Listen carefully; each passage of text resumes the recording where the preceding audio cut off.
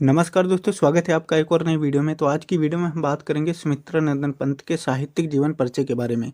इनका जीवन परिचय यूपी बोर्ड एग्जाम में अक्सर ज़्यादातर पूछा जाता है। तो किस तरीके से आपको जीवन परिचय लिखना है, संक्षिप्त परिचय कैसे लिखना है, साहित्यिक परिचय कैसे लिखना है, कौन-कौन सी रचनाएँ डालनी हैं, सब कुछ हम डिटेल से बात करेंगे। और लास्ट में मैं ये भी बता दूँगा कि आप इसकी बिल्कुल फ्री में पीडीएफ कैसे डाउनलोड कर सकते हैं। तो चलिए बिना देरी किए हुए शुरू करते हैं। सबसे पहले देखिए, ये समझना ज़रूरी होगा कि संक्षिप्त परिचय कब डालना है और कहाँ पर डालना है। क्योंकि हमारे पास पेज होता है, अगर हम कॉर्नर में डालें या राइट साइड में या लेफ्ट साइड में डालें तो उस पे थोड़ा बात करते हैं। जब भी आप संक्षिप्त परिचय डालेंगे तो जैसे मान लीजिए ये एक नया पेज है, तो इसमें आपको बिल्कुल सेंटर में संक्षिप्त परिचय डालना है, बिल्कुल सेंटर में। यानी ना तो लेफ्ट साइड में डालना है और ना तो राइट साइड में, बिल्कुल सेंटर में आपको यहाँ पर डाल देना है संक्षिप्त परिचय। जैसे ही आप संक्षिप्त परिचय डालेंगे फिर उसके बाद में आपको जीवन परिचय लिखना है। तो संक्षिप्त परिचय आपको किस तरीके से लिखना है, चलिए उसकी बात करते हैं, फिर आगे जीवन परिचय और साहित्यिक परिचय की बात करेंगे। तो संक्षिप्त परिचय में क्या लिखा जाता है कि लेखक के जीवन परिचय के बारे में जो भी मेन पॉइंट होते हैं वो हम शुरुआत में ही कम शब्दों में लिख देते हैं, इसे ही कहते हैं संक्षिप्त परिचय। और एग्जामिनर यही ज़्यादातर देखता है और यहीं से नंबर दे देता है। तो सबसे पहले आपको डालना है जन्म। जन्म कब हुआ था? तो सन 1900 ईस्वी में हुआ था। स्थान यानी कहाँ पर हुआ था? तो कौसानी अल्मोड़ा उत्तराखंड में हुआ था। माता का अगर नाम डालेंगे तो आप लिखेंगे श्रीमती सरस्वती देवी। पिता का नाम श्री गंगादत्त पंत था। पालन पोषण जो हुआ था वो बुआ के द्वारा हुआ था। रचनाएं वीड़ा, ग्रंथ, पल्लव, गुंजन, पल्लविनी। यानी यहाँ पर आपको 4-5 प्रमुख रचनाएं भी डालनी है। फिर लास्ट में डालनी है मृत्यु। मृत्यु इनकी सन 1977 ईस्वी में हुई थी। तो इतना आपको डालना है इनके संक्षिप्त परिचय के बारे में। अब आपको डालना है नेक्स्ट हेडिंग, एक लाइन छोड़ के, जीवन परिचय। अब चलिए जीवन परिचय आपको किस तरीके से लिखना है उसके बारे में समझते हैं। हेडिंग डालेंगे आप जीवन परिचय और उसमें लिखेंगे प्रकृति के सुकुमार कवि श्री सुमित्रानंदन पंत का जन्म सन 1900 ईस्वी में अल्मोड़ा जिले के कौसानी नामक ग्राम में हुआ था। इनके पिता का नाम गंगादत्त पंत तथा माता का नाम सरस्वती देवी था।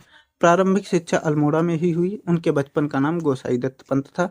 हिंदी माता की सेवा करते हुए हिंदी का यह अमर पुत्र सन 1977 ईस्वी में पंचतत्व में लीन हो गए, यानी इनकी मृत्यु हो गई। तो सबसे पहले आपको यही डाल देना है कि इनका जन्म कब हुआ था, इनके माता पिता का नाम, फिर इनकी प्रारंभिक शिक्षा कहाँ हुई और इनके बचपन का नाम क्या था और फिर इनकी मृत्यु कब हो गई, ये आप डालेंगे जीवन परिचय में। अब आपको डालना है साहित्यिक परिचय। साहित्यिक परिचय हेडिंग डालने के बाद आप उसमें लिखेंगे सुमित्रानंदन पंत जी की प्रथम कविता गिरजे का घंटा 1916 ईस्वी में प्रकाशित हुई। तत्पश्चात अच्छवास एवं ग्रंथ के साथ 1927 ईस्वी में वीणा तथा 1928 ईस्वी में पल्लव नामक कविता संग्रह प्रकाशित हुए। इन्होंने रूपाभा नामक पत्रिका का संपादन कार्य भी संभाला। अरविंद घोष जी से मिलने के बाद पंत जी उनके दर्शन से बहुत प्रभावित हुए और अपनी रचनाओं में अरविंद जी के दर्शन को पिरोया।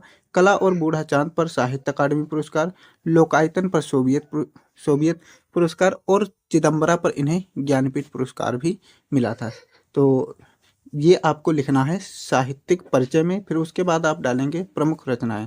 प्रमुख रचनाओं में आप लिखेंगे वीणा, ग्रंथ, पल्लव, गुंजन, पल्लवी, स्वर्ण किरण, स्वर्ण धूल, उत्तरा और युगवाणी, युगांत और ग्राम्य। तो आपको कम से कम 5 से 7 प्रमुख रचनाएं डालनी है इनके साहित्यिक परिचय के बाद।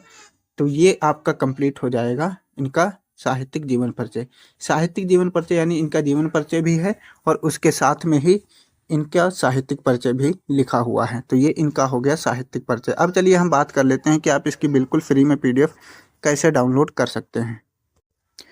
पीडीएफ डाउनलोड करने के लिए आपको जाना है टेलीग्राम में, वहाँ पर सर्च करना है BRGK बाई विपिन। वहाँ से इस लोगों का एक चैनल दिखेगा जिसमें आप ज्वाइन होकर इसकी बिल्कुल फ्री में पीडीएफ डाउनलोड कर सकते हैं। मिलते हैं नई वीडियो में, तब तक के लिए पीडीएफ को डाउनलोड करिए। हर सब्जेक्ट की पीडीएफ आपको बिल्कुल फ्री में यहाँ पर प्रोवाइड कराई जाएंगी। साथ ही MCQ का जो टेस्ट होता है वो भी बिल्कुल फ्री में आपको कराया जाएगा और मंथली उसमें क्वेश्चन भी चेंज होते रहेंगे। अगर आप हमारे चैनल पर नए हैं तो चैनल को सब्सक्राइब कर लीजिए। मिलते हैं नई वीडियो में, तब तक के लिए जय हिंद।